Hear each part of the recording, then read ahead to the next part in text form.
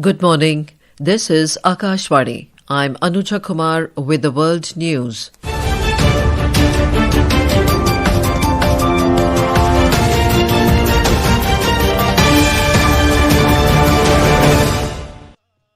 The headlines. U.S. Supreme Court raises doubts over legality of President Donald Trump's sweeping global tariffs under an emergency authority. Amidst the longest government shutdown in the United States, Aviation Authority cuts flights by 10% at 40 major airports beginning Friday.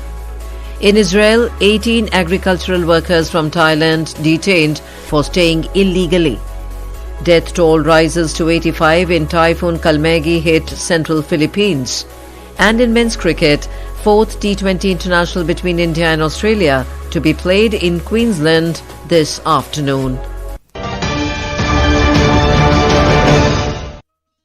And now the news in detail.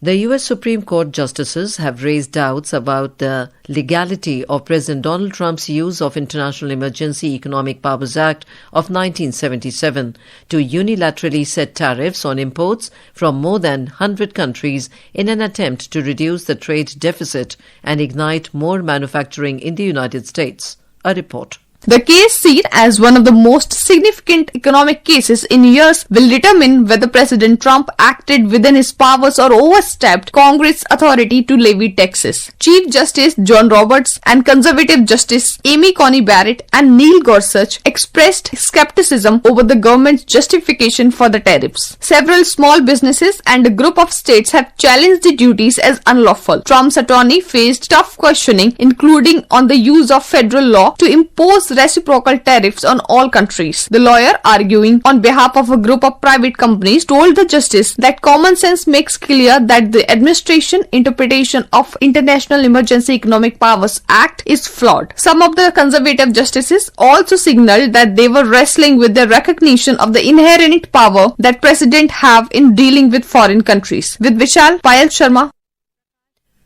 In U.S., Secretary of Transportation Sean Duffy has announced a 10% reduction in air travel capacity starting Friday at 40 major U.S. airports if the shutdown continues. This significant cut in flights is a direct response to a fatigue crisis among air traffic controllers. The head of the Federal Aviation Administration explained that the controllers have been forced to work without pay during the longest shutdown in the U.S. history, leading to some to call in sick or seek out second jobs, which poses a risk to safety and operational capacity. In Israel, immigration officials in a small town in Sharon region today detained 18 agricultural workers from Thailand who were staying in the country illegally. These workers were found living in temporary housing within the agriculture sector, and their B1 work visas were no longer valid. They have been taken to a detention facility where they will undergo a hearing, which is the first step in the process of deporting them from Israel. The B1 visa is for individuals who have received approval to work in Israel for a limited period. It applies to various sectors, including experts, foreign specialists, performing artists, caregivers, and agricultural workers.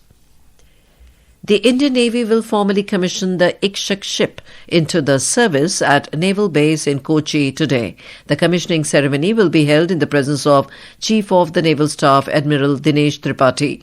The Ministry of Defence informed that Ikshak will enhance the Indian Navy's hydrographic survey capabilities, along with the third vessel of the survey vessel class and the first to be based at the Southern Naval Command. The ministry said that Ikshak stands as a shining example of India's growing self-reliance in shipbuilding. It added that the name Ikshak, meaning guide in Sanskrit, aptly defines the ship's role as a sentinel of precision and purpose. The vessel is designed to undertake full-scale coastal and deep-water hydrographic surveys of ports, harbours and navigational channels. The data generated will be vital for ensuring safe navigation at sea, strengthening India's maritime safety framework. India has appreciated Latvia for condemnation of all forms of terrorism and reiterated its support for Latvia's successful stint at the United Nations Security Council for 2026-27. External Affairs Secretary West C.B. George conveyed this during the 9th India-Latvia Foreign Office consultations, FOC, held in Riga, capital of the Baltic nation. The Latvian side was led by State Secretary of Latvian Ministry of Foreign Affairs, Andres Willemsons.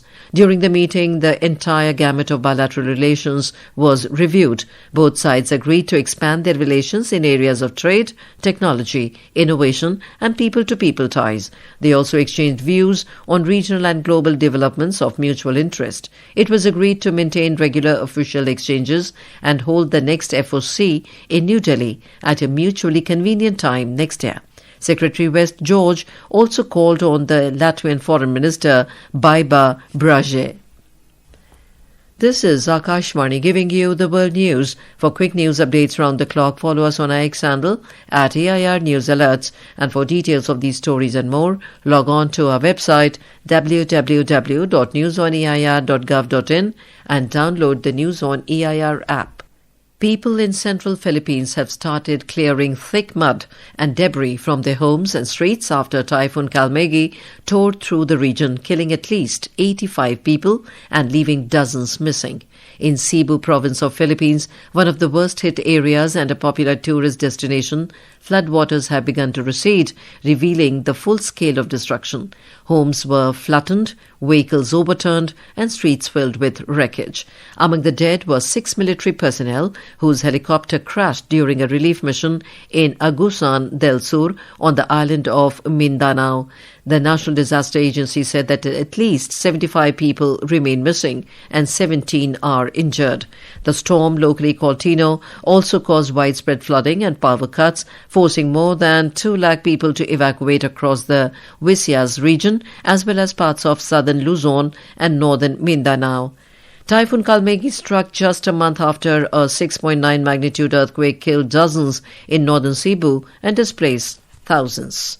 Meteorologists say Kalmaegi, the 20th typhoon to hit the Philippines this year, is expected to strengthen as it moves across the South China Sea towards Vietnam, where authorities have already started preparing for the landfall.